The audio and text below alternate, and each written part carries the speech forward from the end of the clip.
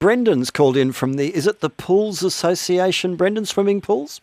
The Swimming Pool and Spa Association of Victoria, that's right, John, I'm the CEO. Right, thank you for the clarification. Now, Knox City Council, we were learning, had done a kind of on-the-spot check, a random check of hundreds or so of pools, 100 backyard pools, and found the vast majority didn't comply. What should we be doing about that?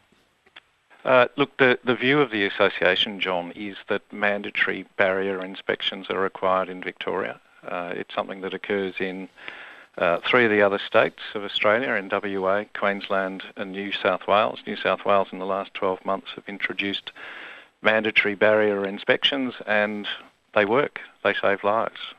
We're very enthusiastic for it and we've been lobbying government for at least 7 or 8 years to no avail. It comes as no surprise to us, the Industry Association. That, so who does them?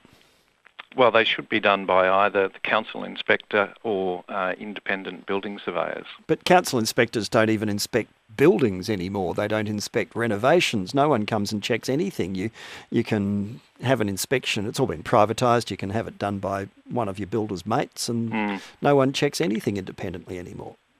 Well, if the inspectors from the council aren't prepared to do it, then there's thousands of building surveyors within the state that have the ability to go out and ensure that the barriers are safe and compliant. But certainly the experience of the other states is mandatory barrier inspections work. So anecdotally, we hear from our members going out looking at pools all day, every day, is that the maintenance of the barrier, which is the obligation of the pool owner, isn't maintained in a fair number of cases. There's over 100,000 swimming pools in Victoria. Yep. As I say, we've been lobbying hard for this to happen and for whatever reason it's not occurred. We've lobbied in recent years for a half step of mandatory inspections of pool barriers at Section 32 at sale or at new lease of properties as a half measure. Yes, you can't transfer a car without it being roadworthy. You can't transfer a house if it's got defects, including on the pool fencing.